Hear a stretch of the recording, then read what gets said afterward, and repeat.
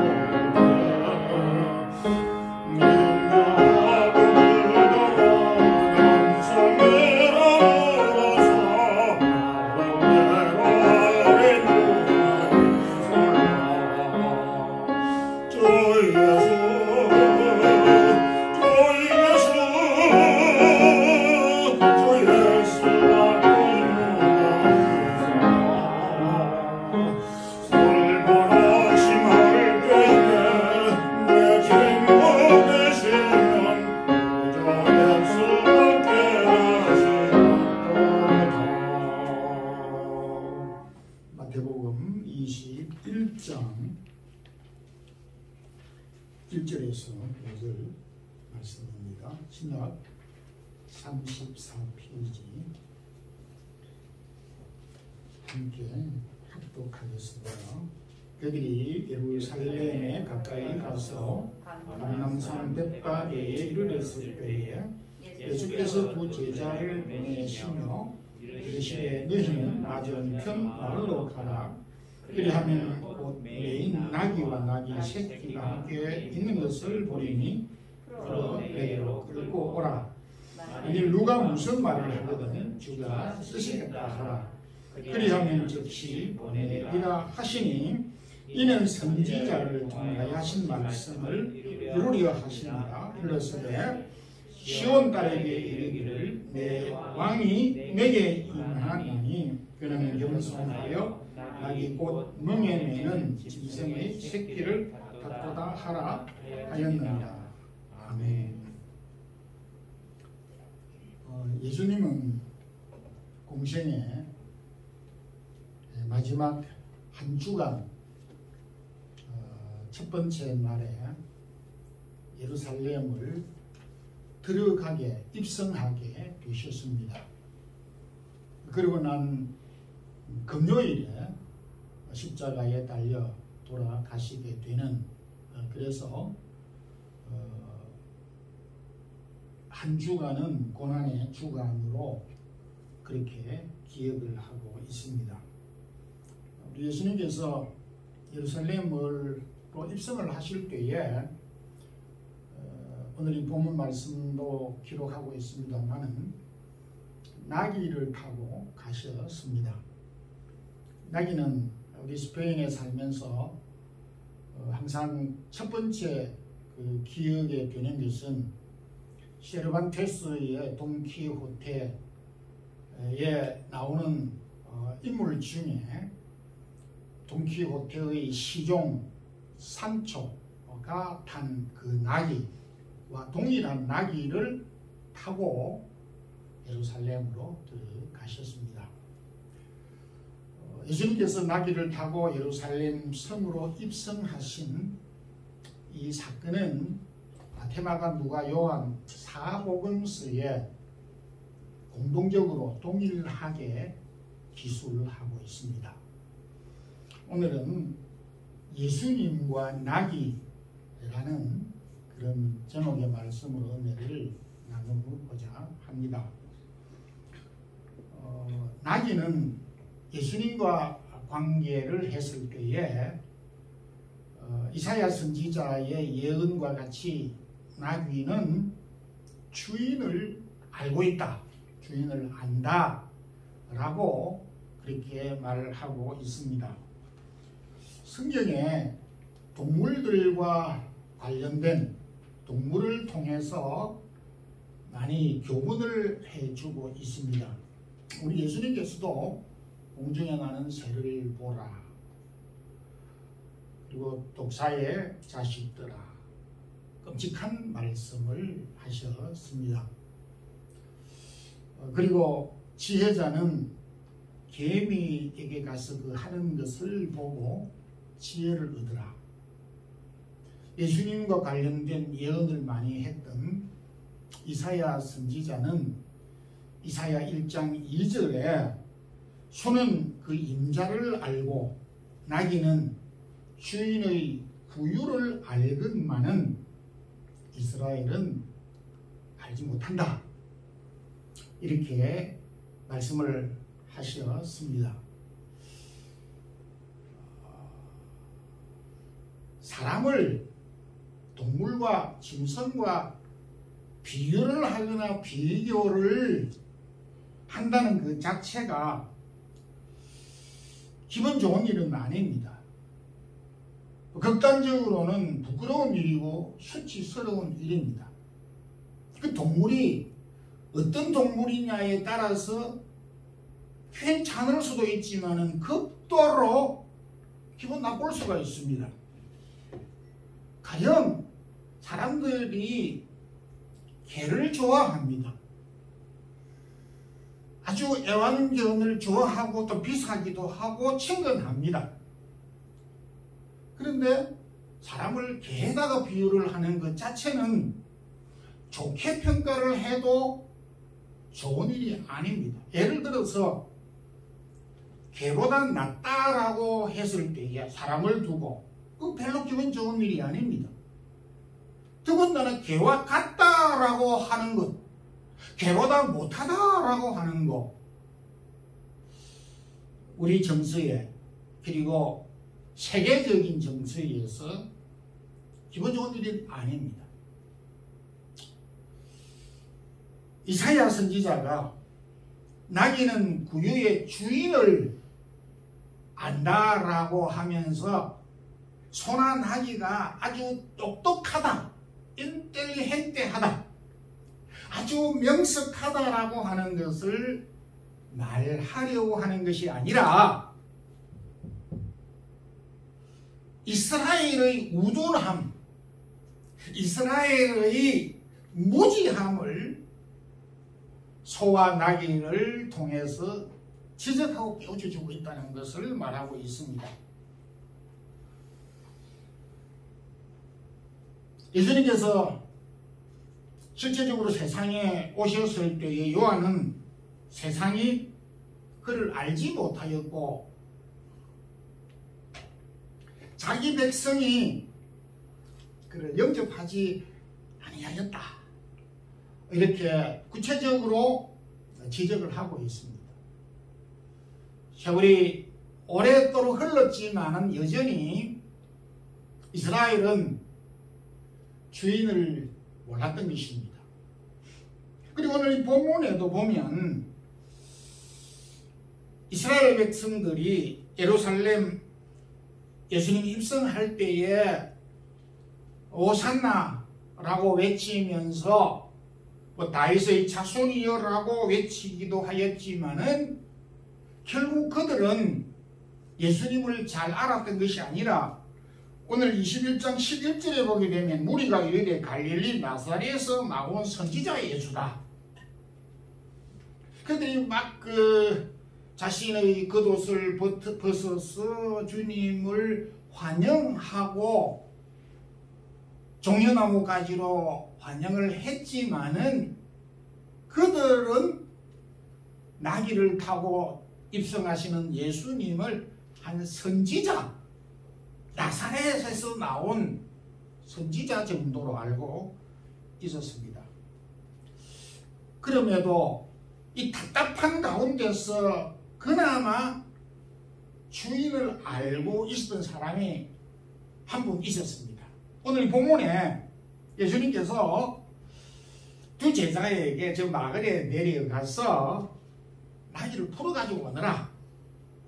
그랬을 때 제자들이 왜 풀어가느냐라고 질문을 하면 어떻게 해야 합니까? 라고 했을 때에 주가 쓰시겠다 하라.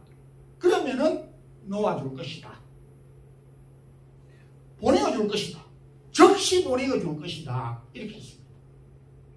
주가 쓰시겠다고 했을 때에 나귀를 기꺼이 내어줄 것이다. 변명하지 아니하고 내어줄 것이다. 그 나귀를 관리하고 있었던 이 사람, 무명의 사람이지만은 이 사람은 나귀의 진정한 주인을 알고 있었다.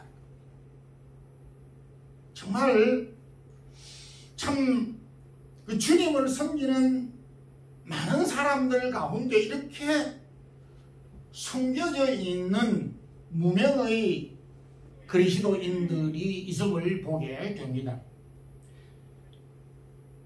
나귀를 관리 보관하고 있었던 이 사람은 예수님의 입성을 환영도 하지도 않았고 나가지도 아니하였을 것으로 보이지만은 그럼에도 그는 자신이 소유하고 있었던 이 나귀가 내 것이 아니다라고 하는 것을, 주인이 따로 있다라고 하는 사실을 늦게나마 알았는지는 모르지만 확실하게 알고 그 주인에게 되돌려주는 그런 마음을 가지고 있었습니다.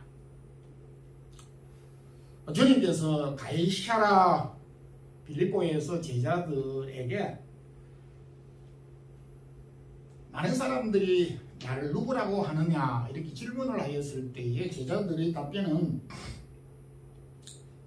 세례 요한이라고도 하고 구약의 그 위대한 엘리야 선지자라고도 하고 혹 에레미야라고도 하지만은 선지자 중에 한 사람이라고 말을 하더이다. 그랬을 때 그럼 너희들은 나를 누구라 하느냐라고 했을 때에 베드로가 앞에 나와서 주는 그리스도시요 살아계신 하나님의 아들입니다. 나연아 시몬아, 내가 포기했다. 내 신앙 고백 위에 내 교회를 세우리니 음부의 권세가 이기지 못하리라. 이렇게 말씀해 주셨습니다. 참 제자들이 허송한 세월을 보냈다고 생각이 되기도 하지만 이 순간 베드로의 모습을 볼 때에 베드로의 신앙의 진수가 나오고 있습니다.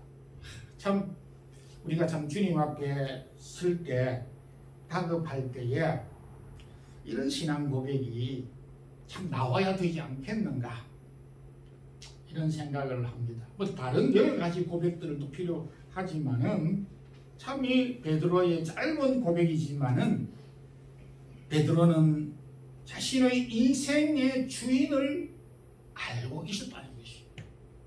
그가 연약하여서 주님을 부인하기도 하고 실수하고 실패하기도 낙심하기도 했지만은 그건 인간의 연약성이고 괜찮다는 것이 아니라 그의 위대한 신앙 고백은 그로 하여금 그 인생을 지탱하게 해 주었고 그 고백은 그를 위대하게 만든 요인이 됐다는 것을 말해주고 있습니다. 이사야 선지자는 소와 나귀는 그 주인을 아는데 이스라엘은 주인을 잘 모른다. 수치스러운 고백, 수치스러운 이 말씀이 아닐 수가 없습니다. 여러분, 우리에게도 주인이 있습니다. 우리의 삶 가운데 많은 사람들은 로마 시대에는 가이사 황제가 주인이라고 고백했습니다. 근데 오늘날 많은 사람들의 주인은 내 주인입니다라고 고백은 하지 않더라 하더라도 많은 것들이 나를 지배하고 나의 주인이 되고 나는 그 주인을 섬기고 있는 그런 삶을 많은 사람들이 살아가고 있습니다.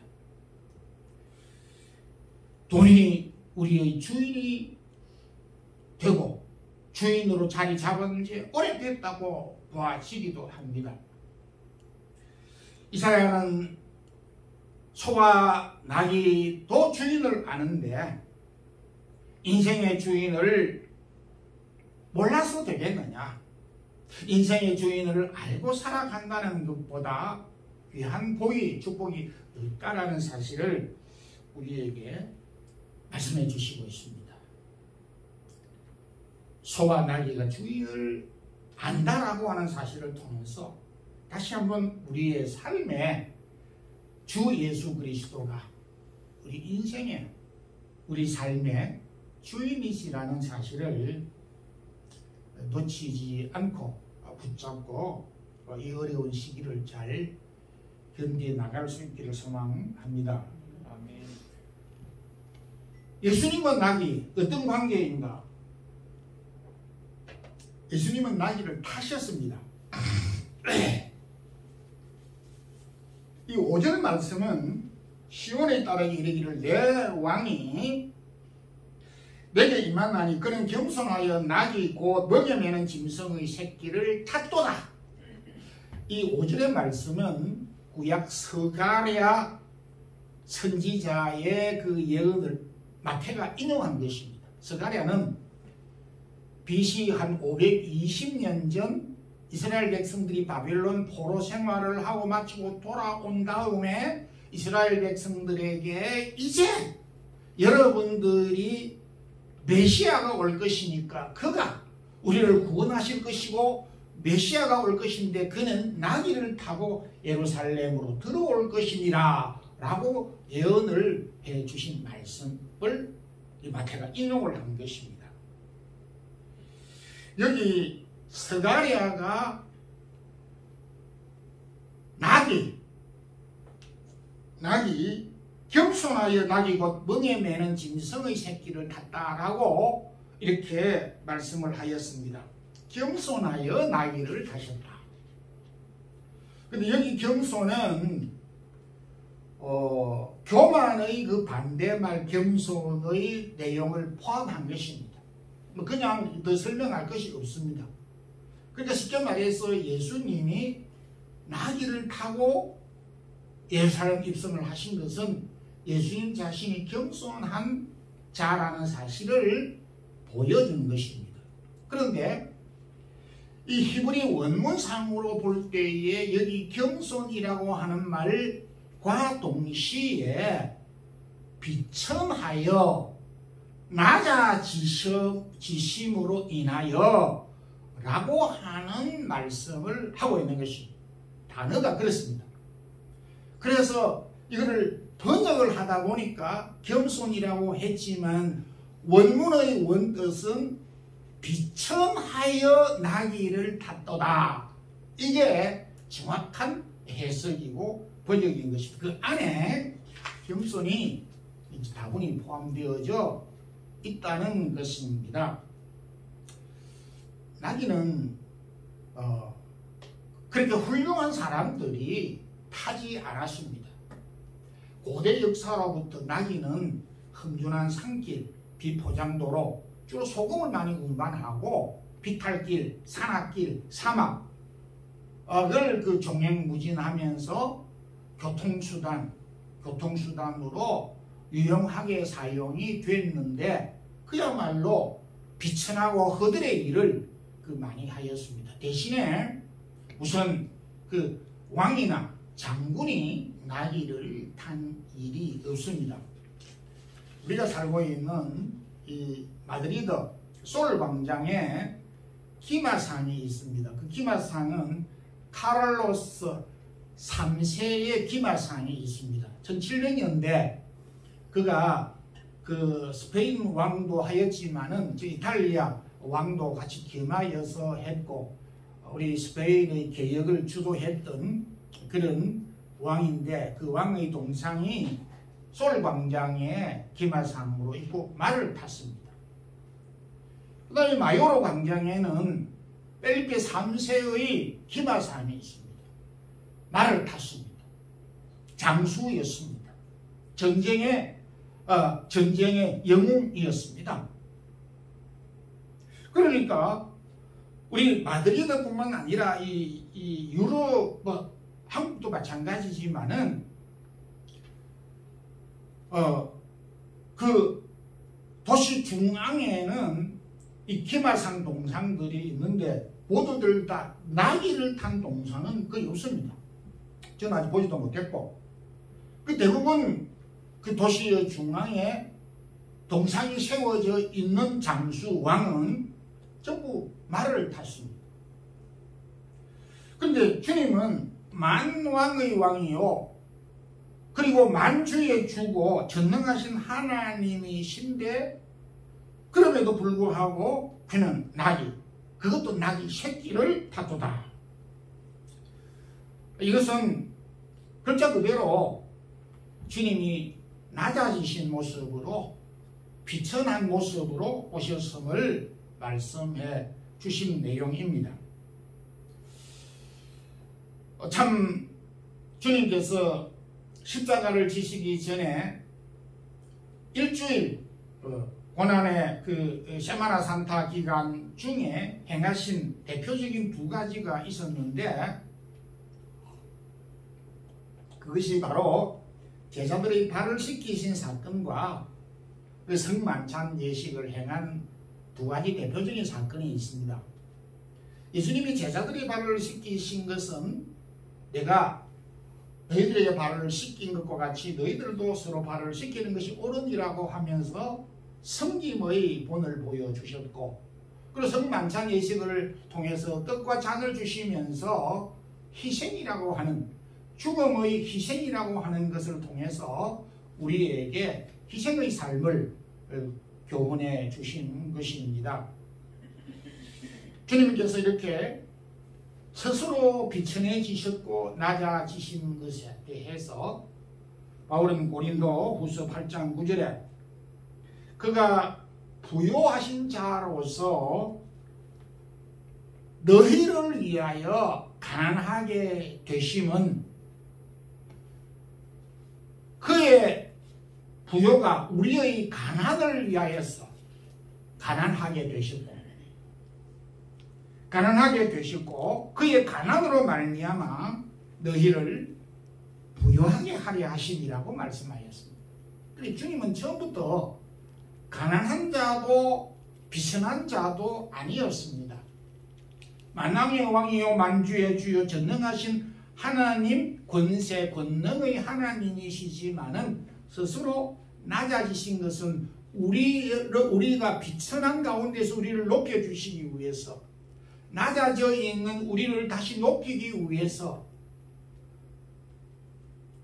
궁핍한 우리를 위해서 부요하기 위해서 친히 낮아지셨다라고 말씀하고 있습니다. 이것을 우리는 성경적으로 대속의 원리, 신학적인 용어이기도 합니다만은 대속의 원리라고 그렇게 말을 하고 있습니다. 주님은 나귀를 타고 예루살렘으로 입성하신 사건을 통해서 우리에게 보여주시고자 하는 것은 우리 그리스도인의 삶의 정체성을 보여주고 있는데, 우리의 삶은 결코 교만의 삶을 살 수가 없고 하여간 겸손의 삶을 살아야 되고 어떤 이유를 막론하고 섬기는 삶을 살아야 된다라고 하는 것을 이유가 없다는 것입니다.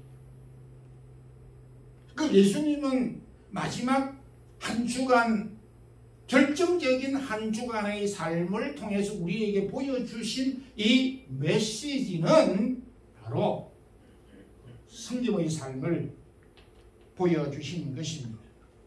주님은 나귀를 타심을 통하여서 저와 여러분이 인생을 살아가게 될 때 우리의 주인은 주님을 모시고 섬기는 그리스도인으로 가는 자세의 길과 정체성은 교만하면 안 된다는 것이죠. 우월하면 안 된다는 것이죠. 권세를 부리는 자가 아니라는 것입니다. 약자에 대하여서 강자의 노릇을 하라는 것이 아니라는 것이죠. 겸손하여 섬기는 삶을 살라는 메시지이기도 합니다. 오늘도 주님의 낮아지신 모습, 이것이 우리에게 그대로 전달되고 고스란히 보여주셨기에 좀 더 우리가 낮아지고 또 겸손하는 그런 삶을 살아가야 할 이유를 오늘도 찾을 수가 있습니다. 마지막으로 예수님은 나귀처럼 무거운 짐을 지셨습니다.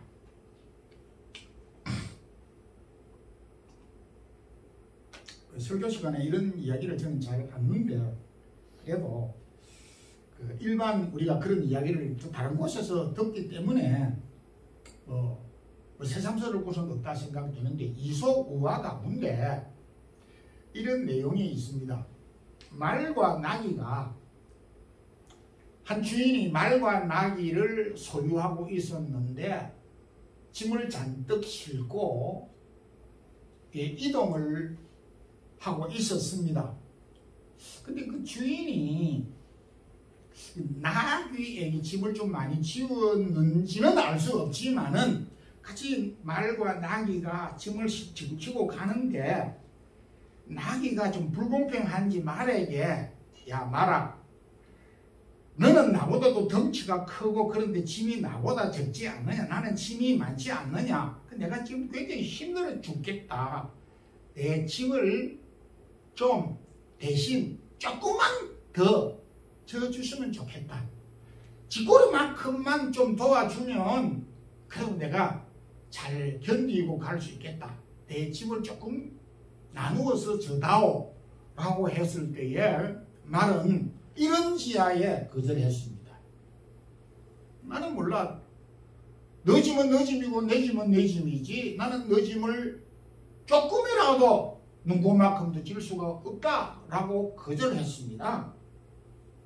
그래 한참 길을 가다가 날씨도 덥고 하는 가운데서 산도 건너고 물도 건너고 하는 가운데서 나귀가 지쳐서 거품을 내면서 그냥 꼬꾸라져서 죽어버렸습니다.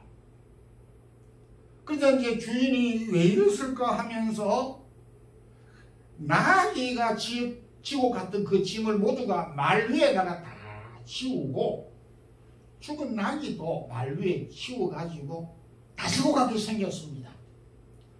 그러니 자기가 짐 배를 더 지고 끙끙거리면서 막 비탈길을 올라가면서 혼자서 이런 말을 합니다. 그때 내가 나기가 좀 도와달라고 쥐꼬리만큼 저 달라고 했던 짐을 저 주었더라면 내가 이 고생을 하지 않을 터인데 내가 너무 야갔구나. 내가 너무 꾀를 많이 부렸구나. 내 잘못이지. 이래 하면서 그 한탄하는, 자책하는, 후회하는 그런 내용이기도 합니다.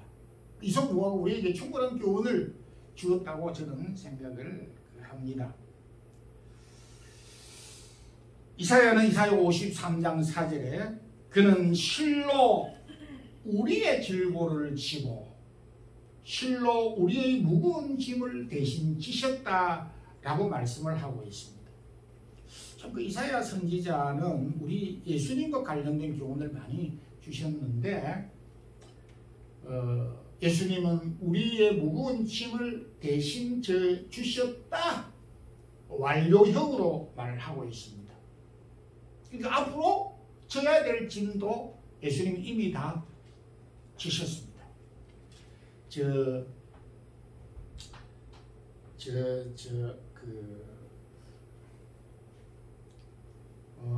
여기 남쪽에 그 무르시아 지역에 우리 강화식 선교사님이 사역하고 계신 그 무르시아에 로빠간이라고 하는 그 동네가 있습니다. 그 로빠간이라고 하는 그 마을에 소금 찜질도 하고 소금 찜질을 해서 피부병도 많이 고치러 여름 되면 오기도 하고 저희도 한 몇 차례 그 강선교사님 그 강의 때문에 가서 그 소금 찜질도 했던 지역이 있습니다. 그 쭉 둘러보기도 했는데 그 스페인 말 기가 막히게 재미있는 것은 로빠간이라는 겁니다. 이 무슨 말이냐 하니까 집을 했다 이게 로빠간 집을 했다 이거지. 그래서 그 선교사님이 항상 하는 이야기가 여기에 모든 걸 다 집을 했으니까 이 동네는 그냥 먹으면 되고 그냥 전부 공짜다 이러는 거예요. 공짜는 사실 아니더라고 보니까. 그런데 그 지역 이름이 굉장히 기분 좋아요. 집을 했던 동네야. 예수님이 우리의 짐을 이미 완료형으로 져버렸다 이거죠. 앞으로의 모든 짐들까지도. 바울은 갈라디아 교회 성도들에게 각각 자기의 짐을 지라고 했어요. 그리고 또한 서로 짐을 지라고 하였습니다. 주님도 자기 십자가를 지고 나를 따르라고 하였습니다. 우리 자신이 져야 될 짐이 있고 또 서로 나누어야 되는 짐이 있지만은 우리가 해결할 수 없는 짐이 있습니다. 그것이 바로 죄의 짐인 것입니다. 그런데 그 죄의 짐은 우리 주님이 이미 다 져 주신 것입니다. 무엇처럼? 나귀처럼. 그 나귀는 낙하와 더불어서 중동 고대 사회에 있어서 짐을 싣고 다니는 교통수단의 유일한 방편입니다. 그 뜨거운 그 열악한 환경 가운데서 짐을 나를 수 있는 동물이 없습니다. 낙하와 이 낙이 거의 유일합니다. 그 예수님이 유일하게 우리의 죄짐을 졌습니다. 어떤 종교도 죄의 짐을 졌다고 하는 그 교주가 없습니다. 뭐 병을 고치기도 하고 마음의 평안을 준다고 할 수는 있지만은 죄의 문제를 다루고 있는 종교는 없습니다. 주님이 나귀를 타신 것은 이사야 선지자를 통하여서 인생의 주인을 알도록 하기 위함이고, 주님이 나귀를 타신 것은 우리를 위하여서 낮아지시고 겸손하시고 비천하신 모습, 그래서 우리를 높게 하고 우리를 영광스럽게 하시기 위해서 우리의 허물과 죄를 대신 져주신 사건을 보여주시기 위해서 스가랴 선지자는 예수님이 나귀를 타셨다. 그래서 이 무로, 스페인 말로 무로, 이 나귀를 볼 때마다 저는 그 돈키호테가 그 작품에 나오는 산초가 우스꽝스럽게 나귀를 타고 하는 해학적인 그 모습이지만은 그 안에 진심이 담겨 있는 걸 발견하게 됩니다. 늘 그 생각을 저는 하게 됩니다. 그래서 어떤 문학을 하려면 그 지역에 오래 살아야 되는 것 같아요. 그래서 제가 그런 문학적인 소질이 없었는데 말씀을 이렇게 연구하고 문화적인 역사를 이렇게 접근을 하다 보게 되니까 깊은 의미를 되새기게 되더라고요. 이 방송을 듣는 우리 여러분들은 스페인의 문화적인 바탕이 풍부하기 때문에 꼭 이곳에 와서 이 돈키호테의 그 흔적과 역사를 한번 보시면은 다시 새로운 그 어떤 삶을 볼 수 있지 않겠는가 이렇게 생각이 되고, 고난주간을 또 맞이해서 우리가 그 온수엘라 이 돈키호테의 배경이 되는 이 지역을 한번 돌아보는 것도 굉장히 영적으로 도움이 되리라 이런 생각을 하게 됩니다. 나귀는 주인의 모든 것을 알고 있었습니다. 그렇다면 우리의 주인은 누구이고 그 주인을 위해서 주인이 어떤 일을 하셨는가 그 부분은 우리가 알아야 될 것입니다. 나귀를 통해 우리가 섬기는 겸손의 삶을 주님은 살기를 원하시고, 내가 지고 있는 무거운 짐을, 특히 죄의 짐을 주님이 져주셨다고 하는 이 귀한 삶을 우리가 꼭 기억하고 우리의 마음의 평안과 힘을 얻을 수 있기를 소망합니다. 기도하겠습니다. 주님 감사합니다. 오늘도 참 주님께서 이 땅에 오셔서 고난받으신 사건을 저희들이 기억하며 나귀를 타신 예수님의 모습을 생각하면서 주님이 이 땅 위에 낮아지시고 겸손하신 모습과 나귀처럼 우리의 짐을 대신 져주신 이 귀한 사건을 묵상하였습니다. 주님, 오늘도 우리가 힘겹고 어려울 때, 낙심될 때, 우리가 진 무거운 짐으로 쓰러지려고 할 때 주님을 생각하면서 우리가 다시 힘을 얻게 하시고 용기를 얻게 하시고 능력을 얻게 하옵소서. 예수님 이름으로 기도드리옵나이다. 아멘.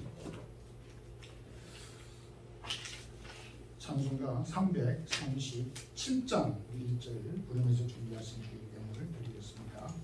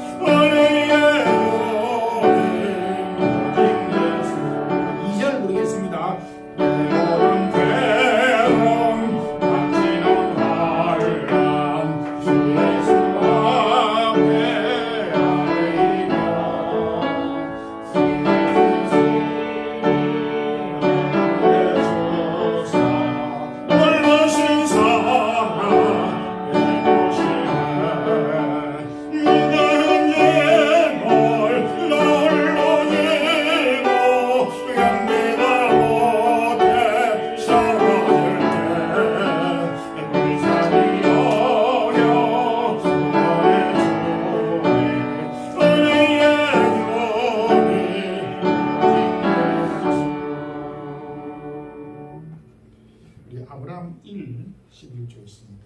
이병곤, 김향미 집사님 가진 11조였습니다. 이희열 11조였습니다. 아브라함 1 선교 헌금, 김하고 목사 건축 헌금, 선교 헌금 있습니다. 한 주간 긍휼하신 하나님 아버지 은혜 가운데 평강 주심을 감사합니다. 이병곤 김영미 집사님 가정 드렸습니다. 기도드리겠습니다. 주님, 오늘도 지난 주간을 또 저희들이 기억하며 주님께서 이 땅 위에 우리들을 위해 어떤 일을 하셨는가 그 은혜들을 기억할 수 있게 해주심도 감사합니다. 주님, 오늘도 우리가 홀로 무거운 짐을 지고 견딜 수 없을 때 주님이 우리의 짐을 이미 다 져주셨다는 사실을 기억하고 우리에게 평안과 힘을 얻을 수 있기를 원합니다. 주의 사랑하는 성도들이 지난 시간 지난 날 동안도 받은 은혜들을 기억하여 몸과 마음을 드리고 주 앞에 우리가 시간과 달란트를 드렸습니다. 주님 받아주시기를 원합니다. 사랑하는 성도들의 기업을 축복하여 주시고 또 귀한 기업들을 통하여서 얻은 10의 1조를 감사의 예물을 드리고 있습니다.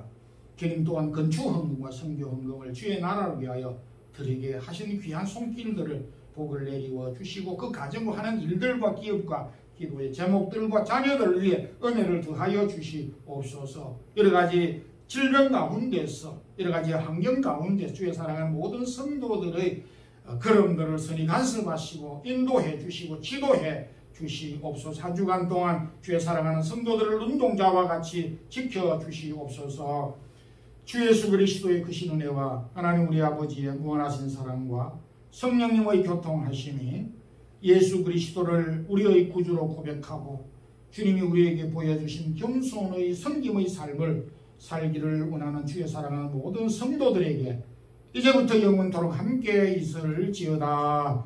아멘.